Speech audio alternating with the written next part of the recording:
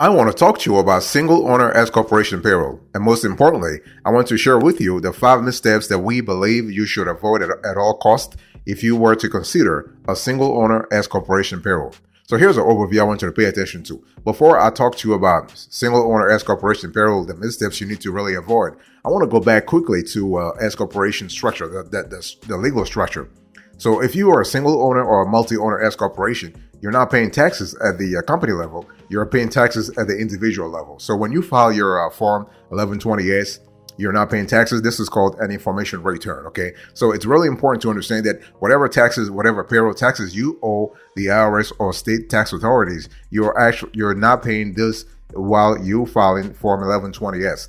And so when you distribute Schedule K1, you're not really paying taxes at that level. And it's really important to understand that when you have an S corporation, whether you have a single owner or a multi-owner, you are able to you have various advantages. You're able to avoid double taxation. You're able to protect your assets. You're able to receive dividend payments. This is really cool. And you are able to actually structure your business in such a way that you are really minimizing your employment taxes. Okay. Now, what I want to say here is that S corporation actually calls for a stricter regimen of everything from paperwork to regulatory compliance, and the IRS is pretty adamant at the reviewing S corporation taxes, whether it is payroll taxes or quarterly taxes or annual taxes or income taxes. But the bottom line here is that if you are going to consider a single owner S corporation payroll, everything revolves around your paperwork.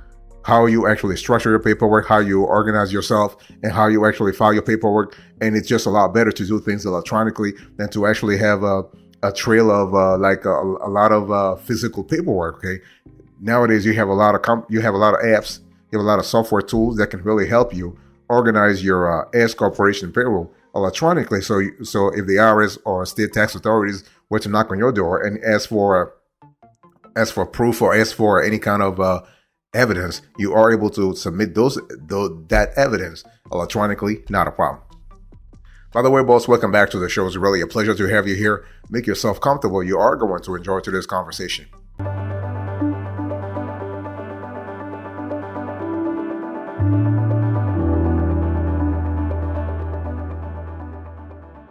Now, let me talk to you about the missteps you need to really avoid if you are thinking about single owner S corporation payroll. The first thing is that neglecting an accountable plan. So this is actually the first mistake. Okay, the first time single owner S corporation owners are at risk of making is actually neglecting to make an accountable plan. What is that? Let's talk about it. So when we talk about an accountable plan, at the simplest level, an accountable plan is actually a plan that enables employees to be reimbursed for expenses incurred during their work. Let me repeat that. An accountable plan is a plan that enables employees to be reimbursed for expenses incurred during their work. So to qualify for the accountable plan, expenses must be business related and be proven within a reasonable time period. This is really important. So the employee must also agree to pay back any unused expense funds to their employer within a reasonable time period. So what we have seen in the last 20 years is that accountable plans are simple to establish. The rules surrounding those plans are flexible. Therefore, there is no reason to skip this step for your S corporation. So this plan provides you with a simple way to actually shift the deductibility of your business expenses from the employee, in other words, you, to the employer, your S corporation. So what happens here is that this shift lets you basically mitigate your personal tax liability by providing you with backup and documentation in the event that the IRS has an audit and wants to audit your reimbursed expenses. So when you create actually your accountable plan, you should include a few things in that plan, and those are mandatory. I mean, not mandatory, but it's really, really essential for yourself. So you should include the following requirements. You want to have a statement of the business connection of the expense, the guidelines for required expense documentation, itemized receipts. You got to think about substantiating documents for all reimbursement paid. You got to think about rules dictating the process in the event that you have expense prepayment. Okay, so in this doesn't matter. It doesn't matter whether you are a single owner or a multi-owner S corporation. By the way, boss, I want to quickly remind you of today's topic. We are having a conversation about the missteps that you need to avoid in single owner S corporation payroll.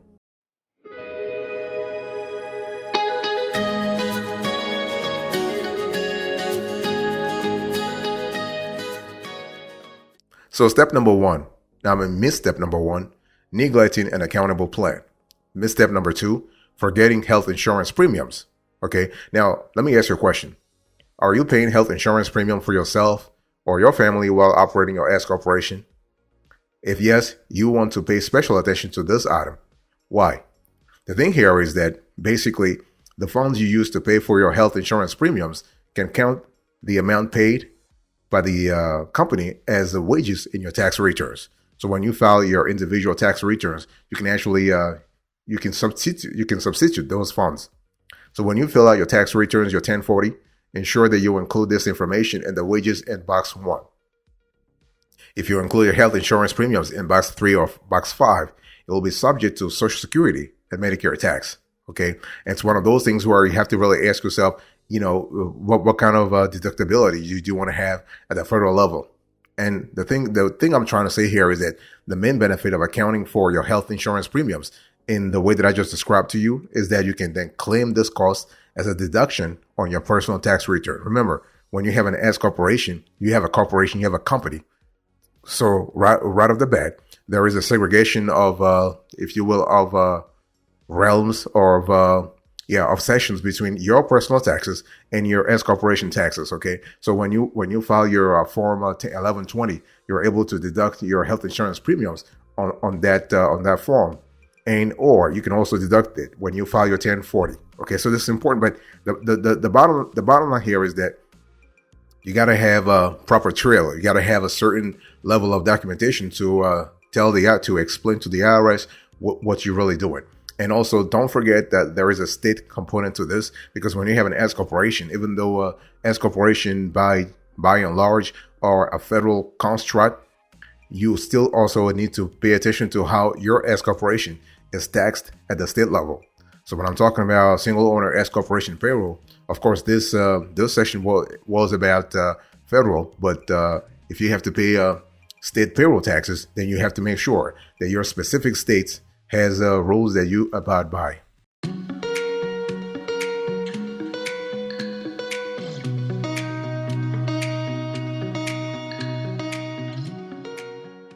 The third misstep that you really need to avoid here is over or underusing home office deductions. Okay, let's talk about that. Let's talk about home office deductions. The thing is that home office deductions really allow you to deduct specific home expenses from your taxes, right? This is pretty straightforward. You can use the home office deduction if your home is your main place of business. In other words, you have an S corporation, you have a single member S corporation, single owner S corporation, and you're working from home.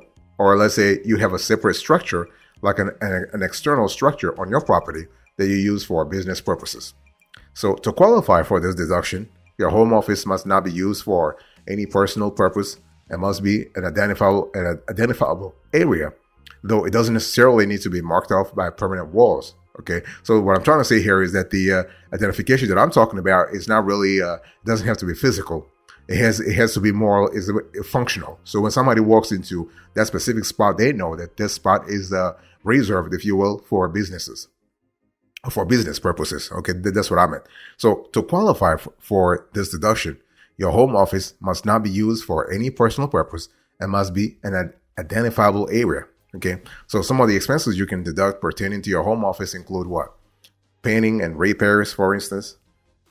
You have rent, you have insurance, you have utilities. Okay, so when we talk about missteps in single owner S corporation payroll, those are important elements in terms of reducing your total expenses. Okay, and a great way to actually calculate your home office deduction is to calculate the square footage of your office space in relation to the square footage of your home. So see, maybe it's 20%, it's 10%, or 15%, and so on and so forth. So you can then write off this percentage of utilities, mortgage, rent, insurance, etc. as business expenses.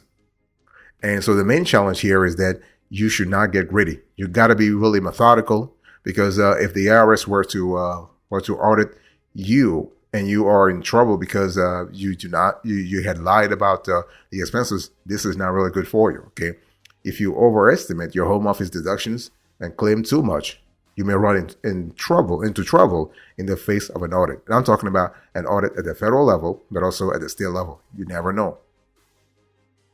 Boss, I want to quickly remind you of today's topic. We are having a conversation about 5 missteps in single owner S corporation payroll. Misstep that you should really avoid when you are operating as the fourth misstep is paying yourself too much or too little.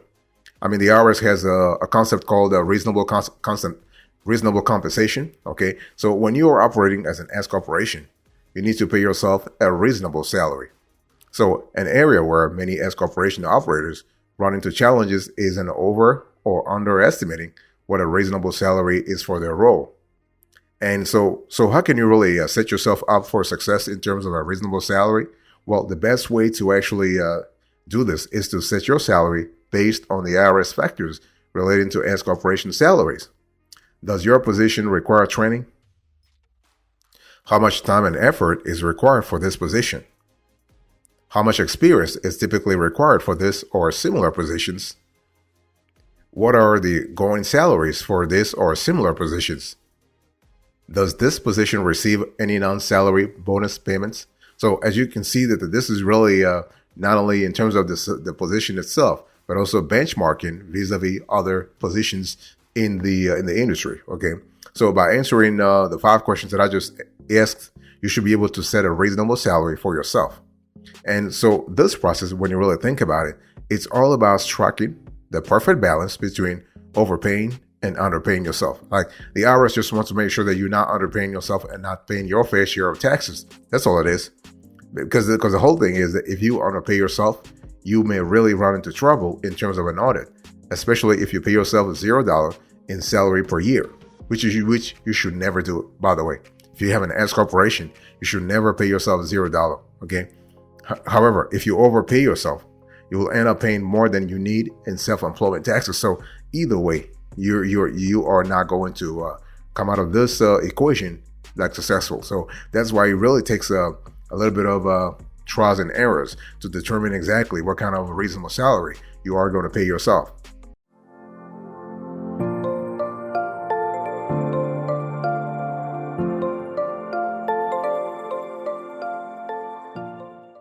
The 5th misstep that you should really avoid it when you think about S corporation single owner S corporation payroll is missing payroll tax payments. This is so quintessential. You should never do that. And so basically another misstep you may make when running payroll for your single owner S corporation is actually failing to make regular payroll tax payments. And the thing is, when we talk about regular payroll tax payments, I'm not just talking about federal taxes. I'm also speaking about state payroll taxes. Okay. And in some cases, you might have to, if you are in New York, for instance, you might have city payroll taxes as well. And the thing is, once you've set yourself a salary, you need to process payroll to pay yourself. And you can do this by following a simple 4-step process. Just complete a W-4, set a payroll schedule, using an IRS withholding calculator to calculate payroll taxes, and make monthly payroll tax payments. Okay. And so the best way to actually avoid missing payroll tax deadlines or accidentally miscalculating your tax amounts is to partner with a payroll provider who can help you. That's really what we really, and there are a lot of them there. You have ADP, you have Gusto, you have Wave, you have Connect Pay, you have a lot of them. Okay. Or you can just hire like a local CPA or a local tax accountant or bookkeeper or whatever. Like, if your job is to really run your business and you really want to focus on running the business and generating revenue, you do not want to sit around and just focus on and start thinking about the payroll taxes and how to really make sure that you do not violate laws. So the bottom line here is that you got to really make things in a very methodical way, and it's just a lot better for you and anybody else in your capacity to actually enlist the help of an expert. If you have any question regarding this issue, let us know in the comment section here. Just let us know your city and state where you are at, and we'll let you know based on your location. We'll actually guide you and we'll maybe even refer you to some local experts who can really help you in terms of filing your S Corporation payroll taxes, okay? But everything revolves around being methodical. Everything revolves around being organized, and especially when it comes to paperwork, very important.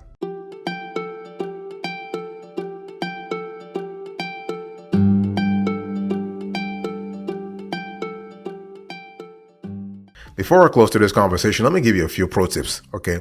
If we're talking about managing a single owner S corporation payroll, or having or running the payroll in a very methodical way, it's important to also understand that you got to have a few sort of criteria, or a few what we call a few elements of success when it comes to managing single owner S corporation payroll with ease.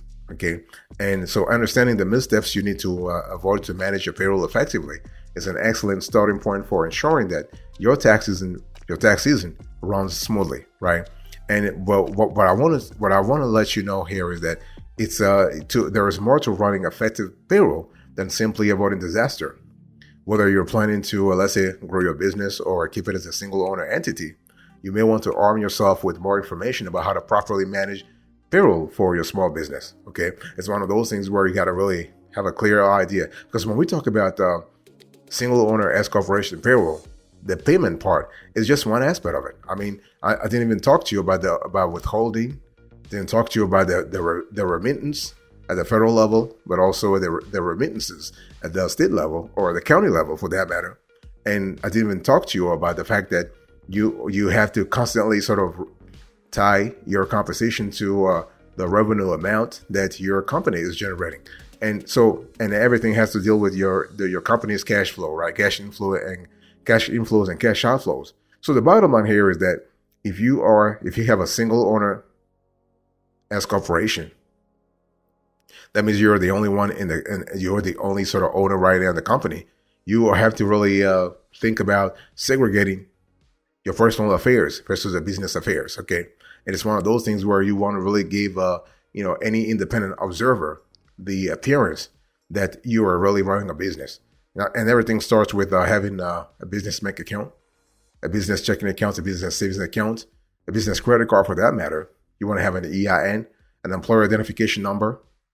You want to and this is the EIN you'll be using when you file your S corporation payroll taxes, whether you're filing on a monthly basis or quarterly basis. Basically, you're going to use your EIN when doing everything.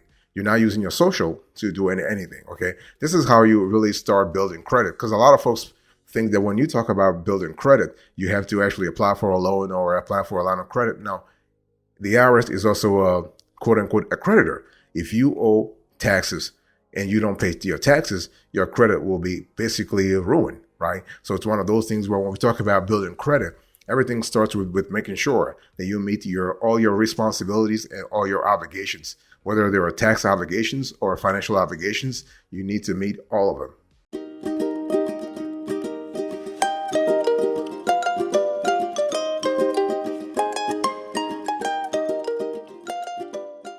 Thank you so much for your attention. I really appreciate it. To this conversation, I just spoke to you about S corporation payroll, and we give you a few missteps you need to avoid to actually file your taxes properly. So I give you the overview. I spoke about the missteps, and I give you the pro tips. Thank you so much. God bless you. I'll see you next time. Until then, remember, stay marvelous.